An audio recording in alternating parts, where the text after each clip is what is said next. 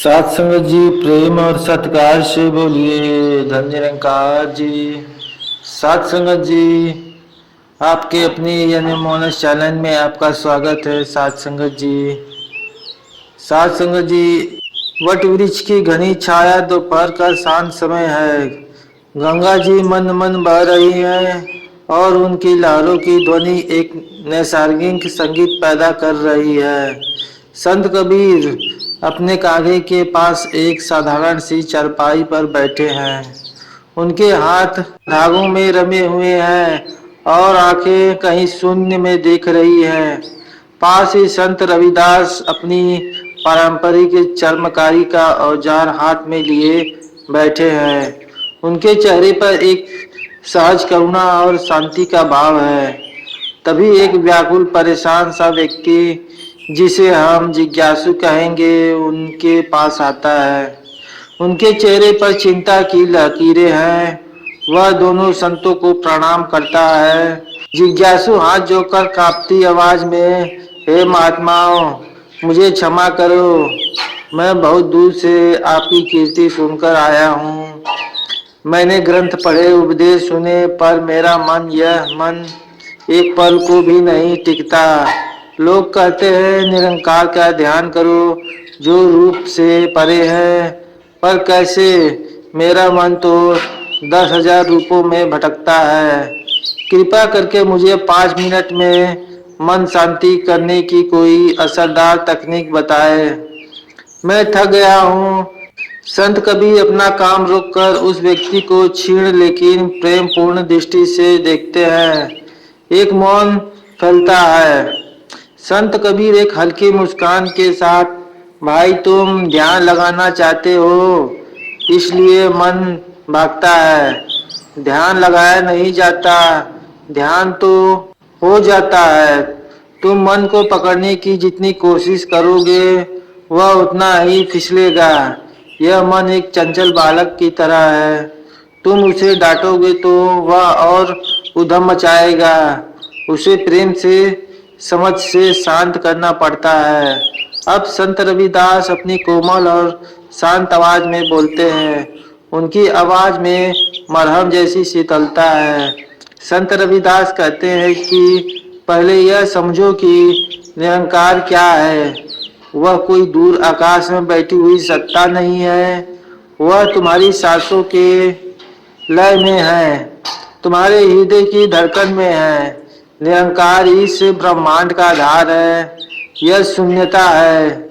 इसलिए मैं कहता हूँ, प्रभु जी तुम चंदन, हम पानी, जाकी अंग अंग बास मानी। संत कबीर बात को आगे बढ़ाते हुए रविदास भाई से ने खूब कहा, देखो एक बर्तन में गंदा पानी है, तुम उसे शांत करना चाहते हो। अगर तुम पानी में हाथ डालकर गंदगी को नीचे बैठाने की कोशिश करोगे तो पानी और गंदा हो जाएगा कि नहीं? जिज्ञासु जी बिल्कुल सत्य। संत कबीर, तो क्या करना होगा? बस उस बर्तन को बिना हिलाए डुलाए छोड़ दो। धीरे धीरे सारी गंदगी अपने आप नीचे बैठ जाएगी और ऊपर निर्मल जल प्रकट हो जाएगा। तुम्हारा मन वही गंदा पानी है और विचार वही गंदगी।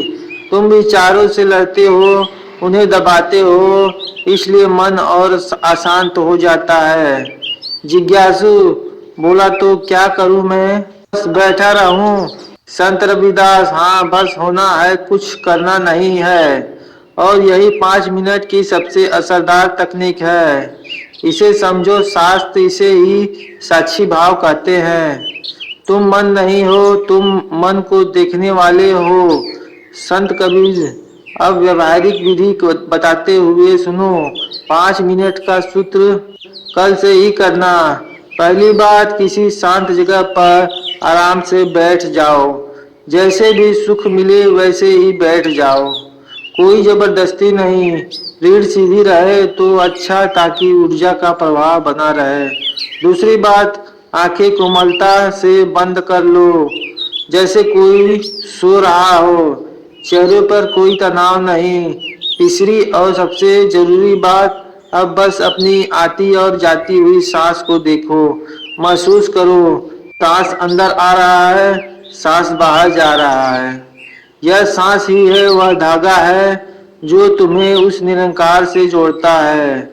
यह न हिंदू है, न मुसलमान, न स्त्री है, न पुरुष। यह बस यही तो निरंकार का सबसे करीबी अनुभव है। चौथी बात, अब तुम्हारे मन में विचार आएंगे, आने दो, उन्हें रोको मत, वह तुम्हारे मेहमान है। कोई विचार आए कि बाजार से सब्जी लानी है तो उसे देखो और जाने दो। कोई चिंता आए तो उसे देखो और जाने दो।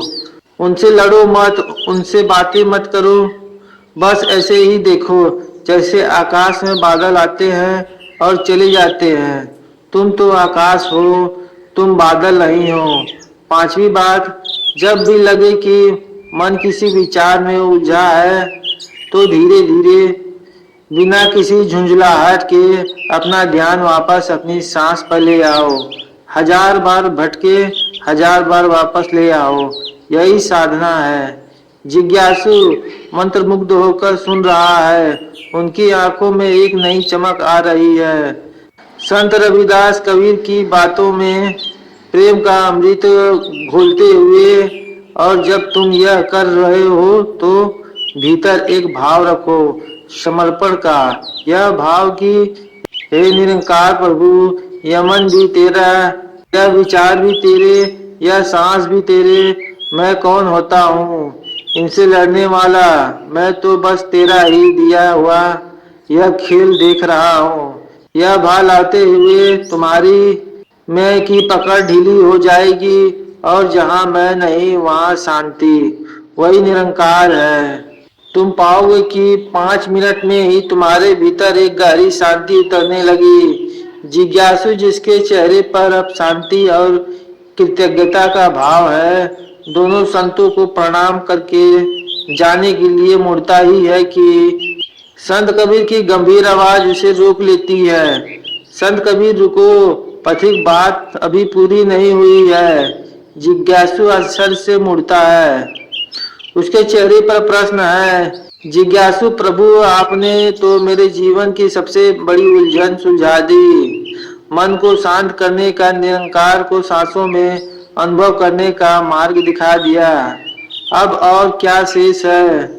संत कबीर एक रहस्यमय मुस्कान के साथ, हमने तो केवल आंगन साफ करना सिखाया है ताकि तुम अपने बिना ठोकर खाए चल सके। अभी तो उस साफ आंगन में जो विराट शून्य पसरा है उसमें उतरना बाकी है। वह ध्यान की अंतिम अवस्था है। जब तुम सांसों के अभ्यास में थोड़े परिपक्व हो जाओ, मन के कोलाहल थम जाए, तब असली ध्यान घटित होता है। शून्य क्या ध्यान? जिज्ञासु उलझन और उत्सुकता से, शून्य क्या ध्यान? प्रभु, शून्य तो खालीपन है, अभाव है, उसका ध्यान कैसे? संत रविदास, वत्स, संसार जिसे शून्य कहता है, ज्ञानी उसे ही पूर्ण कहते हैं। क्या यह आकाश तुम्हें शून्य नहीं लगता? पर इसी शून्य में तो करोड़ों तारे, सूरज, चांद और पूरी सृष्टि समाई हुई है। यह शून्य खाली नहीं है, यह संभावनाओं का गर्भ है। यह निरंकार का सबसे शुद्ध और विराट स्वरूप है। घट में वह साई रमता, कटुक वचन मत बोलो रे, सब में साहिब एक ही है, तू आपा तो खोल रे। अर्थ है कण कण में वही ईश्वर बसता है, इसलिए कड़वे वचन मत बोलो।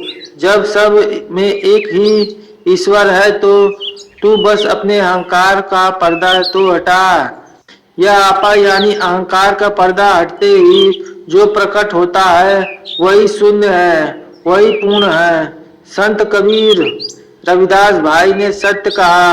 अब विधि सुनो, यह करने की नहीं होने की विधि है। जब तुम साक्षी भाव से टिकने लगो तो ध्यान में बैठते ही उस परम तत्व के एहसास में लीन हो जाओ। शून्य ध्यान की विधि, प्रथम चरण स्थिरता। पहले सांस की विधि से अपने मन को शांत करो, शरीर को स्थिर और शीतल छोड़ दो। जब विचार लगभग थम जाए और चित्त में एक ठहराव आ जाए, तब दूसरे चरण में प्रवेश करो। द्वितीय चरण चेतना का विस्तार। अब अपनी आंखें कोमलता से बंद रखो और अपनी चेतनता को, जागरूकता को शरीर की सीमाओं से बाहर फैलाना शुरू करो। अनुभव करो कि तुम्हारी चेतना सिर्फ तुम्हारे मस्तिष्क या हृदय में नहीं, बल्कि तुम्हारे चारों ओर खाली जगह है, जो आकाश है, उनमें फैल रही है। जिज्ञासु बीच में टूटते हुए चारों ओर की खाली जगह, यह जो मेरे और आपके बीच में है, यह जो इस वृक्ष और आकाश के बीच में है। संत कबीर, हाँ वही वही तो यह निरंकार। निरंकार का मतलब जिसका कोई आकार ना हो। यह तो स्पेस या अवकाश है। क्या इसका कोई आकार है, कोई रंग है, कोई रूप है? नहीं, यह निराकार है और यही सब आकारों को धारण करता है। यह घड़े के भीतर भी है और बाहर भी। अब अपनी चेतना को इस निरंकार आकाश में खुला जाने दो। कल्पना करो कि तुम पानी की एक बूंद हो और चारों ओर अनंत महासागर। बस उस महासागर में विलीन हो जाओ। तीसरा चरण अस्तित्व का विसर्जन। जब तुम अपनी चेतना को बाहर के शून्य में फैलाओगे, तो एक अद्भुत घटना घटेगी। तुम्हें महसूस होगा कि जो शून्य बाहर है, वही तुम्हारे भीतर भी। शरीर के अंग अंग के बीच में, कोशिकाओं के बीच में भी वही अवकाश है। बाहर का आकाश और भीतर का आकाश एक ही है। इस अनुभव के गहन होते ही तुम्हारा मैं का भाव, तुम्हारे छोटे से अस्तित्व का बोध पिघलने लगेगा। यह मैं ही तो सारी पीड़ा की जड़ है, इसे मिटाना है, पर जबरदस्ती नहीं। जैसे शक्कर पानी में घुल जाती है, वैसे ही अपने मैं को इस विराट शून्य में घुल जाने दो।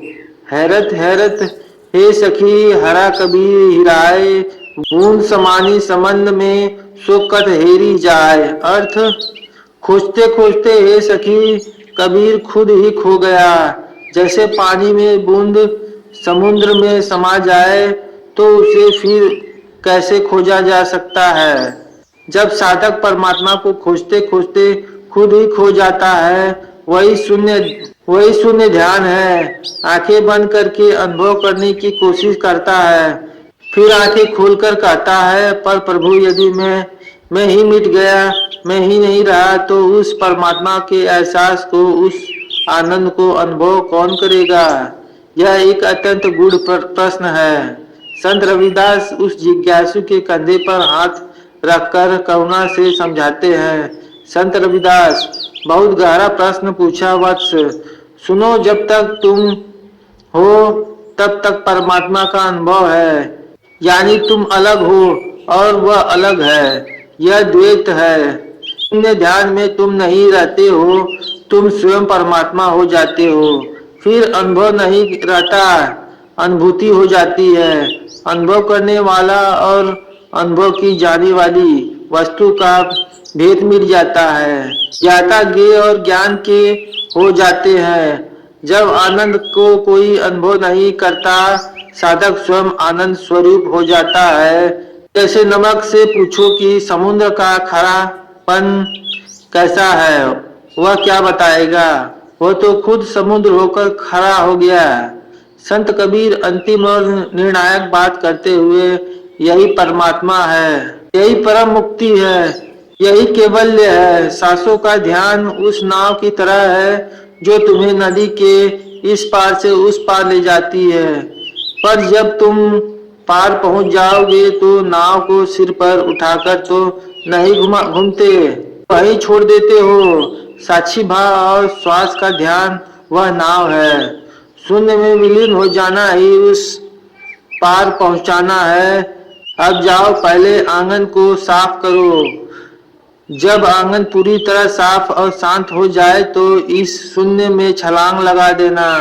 कोई भय नहीं, क्योंकि तुम जिसमें छलांग लगा रहे हो, तुम स्वयं वही हो। फिर संत कबीर अंतिम बात करते हुए कहते हैं, धीरे धीरे मनार धीरे धीरे सब कुछ होए। माली सींचे 100 घड़ा ऋतु आए फल होए। अर्थ है, हे मन धीरज रख, हर काम धीरे धीरे ही होता है। माली चाहे एक दिन में 100 घड़े पानी डाल दे, पर फल तो ऋतु आने पर ही लगेगा। इसलिए अधीर मत होना, रोज इसका अभ्यास करो। शांति अपने आप तुम्हारे जीवन में उतर आएगी।